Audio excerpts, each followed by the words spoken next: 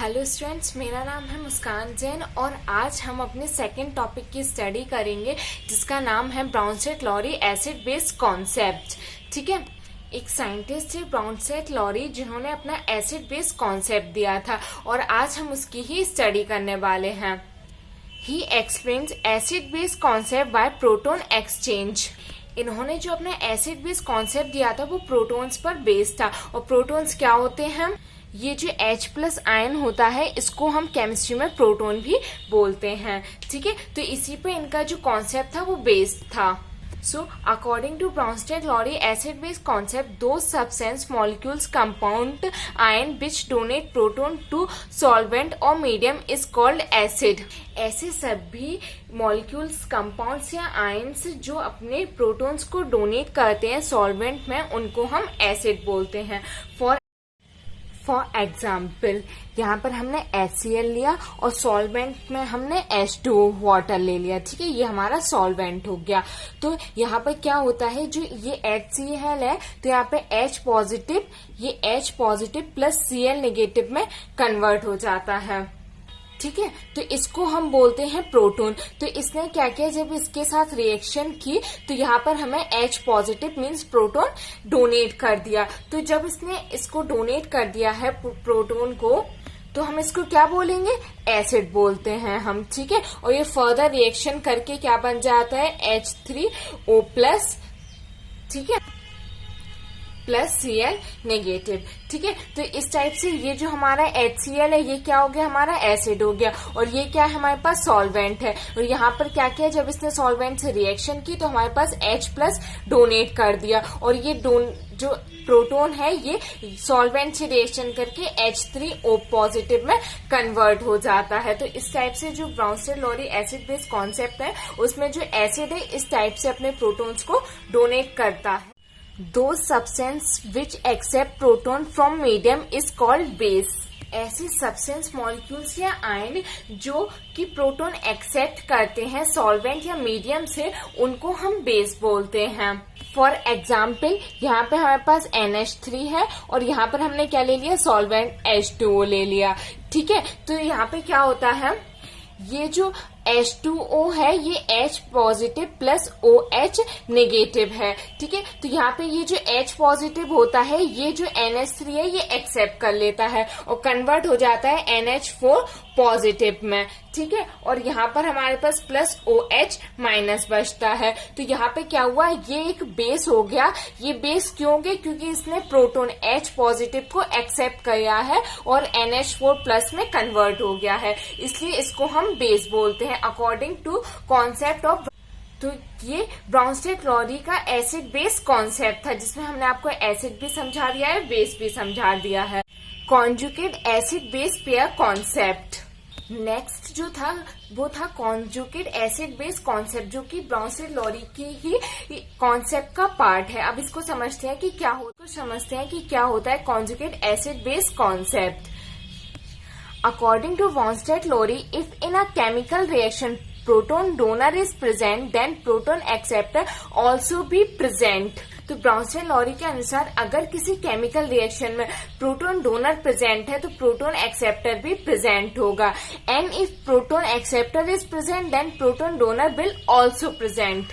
और अगर proton acceptor present है तो प्रोटॉन डोनर भी प्रेजेंट होगा, because they are conjugate pair of each other, क्योंकि ये एक दूसरे के कॉन्जुगेट पेयर होते हैं।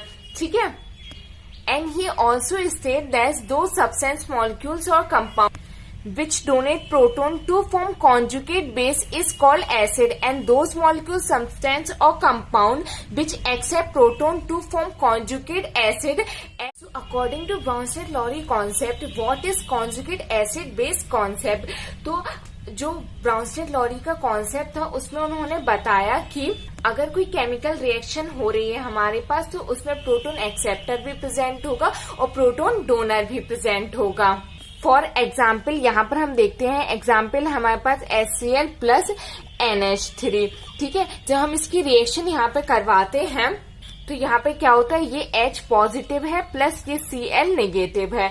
ठीक है, प्लस और यहाँ पर ये हमारे पास NH 3 प्रेजेंट है। ठीक है, तो जब हम इन दोनों की रिएक्शन करवाते हैं तो ये जो H पॉजिटिव या फिर प्रोटॉन है ये यहाँ पर इसके साथ रिएक्शन करके अटैच हो जाता है और ये कन्वर्ट हो जाता है NH4 पॉजिटिव में, और ये Cl हमारे पास एज इट इज रहता है। तो इसका मतलब क्या हुआ, इसका मीन्स ये हुआ कि इसने अपना H पॉजिटिव डोनेट किया है। और अभी हमने थ्योरी में पढ़ा है कि जो अपने H पॉजिटिव को डोनेट करते हैं उनको हम क्या बोलते हैं, एसिड बोलते हैं। ठीक है, तो ये हमारा जो HCl है ये जो NH3 है ये H पॉजिटिव को एक्सेप्ट कर लेता है। ठीक है, तो ये हमारा क्या हो जाएगा, बेस हो जाता है। ठीक है, और यहाँ पर ये रिएक्शन करके किसमें, NH4 पॉजिटिव में कन्वर्ट हो जाता है। तो इसको हम बोलते हैं कॉन्जुगेटेड एसिड। इसको हमने एसिड क्यों बोला है, क्योंकि इसने H पॉजिटिव को एक्सेप्ट किया है। ठीक है, और ये हमारा कॉन्जुगेट बेस हो जाएगा। Cl नेगेटिव हमारे पास कॉन्जुगेट बेस हो जाएगा। ये हमारा कॉन्जुगेट बेस हो जाएगा। क्यों हो जाएगा, क्योंकि इसने अपने H पॉजिटिव को डोनेट किया था। ठीक है, इस तरह हमें शॉर्ट ट्रिक में लर्न करना है कि कौन से कॉन्जुगेट एसिड होंगे और कौन से कॉन्जुगेटेड बेस होंगे। तो उसको मैं लिख देती हूँ यहाँ पर। अगर हमें कॉन्जुगेटेड एसिड देखना है तो जो प्रोटॉन एक्सेप्टर होते हैं, प्रोटॉन एक्सेप्टर, ठीक है, उनको क्या बोलते हैं हम, कॉन्जुगेट एसिड बोलते हैं। और कॉन्जुगेट बेस किसको बोलते हैं, जो प्रोटॉन डोनर होते हैं। ठीक है, ये जो प्रोटॉन डोनर होते हैं उनको हम बेस बोलते हैं और कॉन्जुगेटेड बेस बोलते हैं। ठीक है, और जो एक्सेप्टर होते हैं उनको हम कॉन्जुगेटेड एसिड बोलते हैं। अगर हम एग्जाम्पल देखें तो यहाँ पर हमारे पास NH2 निगेटिव है। ठीक है, और यहाँ पर हमारे पास प्रोटॉन है, ये इसको एक्सेप्ट कर लेगा और NH3 में कन्वर्ट हो जाएगा। तो ये हमारा क्या हो गया, कॉन्जुगेटेड एसिड हो गया। ठीक है, ये उसके बाद अगर हम यहाँ पे NH3 लिखें और इसकी रिएक्शन करवाएं तो यहाँ पे ये NH2 प्लस H पॉजिटिव, ठीक है, इसमें कन्वर्ट हो जाता है। तो ये हमारा क्या हो गया, कॉन्जुगेट बेस हो गया, क्योंकि इसने अपना H पॉजिटिव डोनेट कर दिया है। ठीक है, तो इस टाइप से कॉन्जुगेट एसिड बेस कॉन्सेप्ट था। Now we are going to study about advantage of Bronsted Lowry concept. तो ब्राउनस्टेड-लॉरी जो कॉन्सेप्ट था उसके क्या क्या एडवांटेज थे। ठीक है, तो फर्स्ट एडवांटेज तो हमें थ्योरी से ही पता चलता है कि हम उन सभी मॉलिक्यूल्स, कंपाउंड्स या आयन को एक्सप्लेन करते हैं जो प्रोटॉन एक्सेप्टर होते हैं और प्रोटॉन डोनर होते हैं। ठीक है, अगर हमें पता चल जाए कि प्रोटॉन एक्सेप्ट कर रहे हैं तो हम उनको क्या मान लेते हैं, बेस। ठीक है, और जो प्रोटॉन डोनर होते हैं वो हमारे क्या हो जाते हैं, एसिड हो जाते हैं। तो ये एडवांटेज था, इससे हम पता लगा सकते थे ये।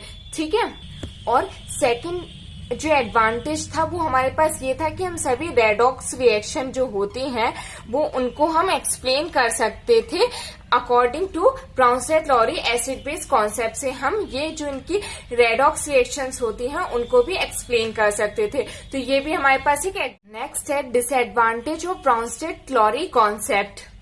तो यहाँ पे भी हमारा फर्स्ट पॉइंट थ्योरी से बन सकता है कि हम सिर्फ उन्हीं मॉलिक्यूल्स, आयन या कंपाउंड्स को एक्सप्लेन कर सकते थे जो प्रोटॉन एक्सेप्टर होते हैं और प्रोटॉन डोनर होते हैं। उनके अलावा किसी को भी हम एक्सप्लेन नहीं कर सकते थे। ठीक है, तो ये डिसएडवांटेज भी हो गया कि हमें और किसी को हम एक्सप्लेन नहीं कर सकते थे।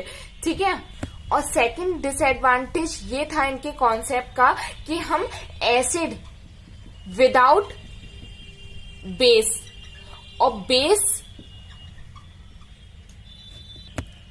विदाउट एसिड एक्सप्लेन नहीं कर सकते थे। मींस एसिड हम बिना बेस के और बेस बिना एसिड के एक्सप्लेन नहीं कर। सो ये था फुल कॉन्सेप्ट ब्राउनस्टेड-लॉरी का acid base concept. I hope आप लोगों को समझ में आया होगा और ये बीएससी थर्ड ईयर या सेकेंड ईयर के एग्जाम में 2 मार्क्स में पूछा जाता है। तो ये सारे disadvantage, advantage, conjugate acid pair concept और ब्राउनस्टेड-लॉरी एसिड बेस कॉन्सेप्ट पूरा लिखना होता है। ठीक है,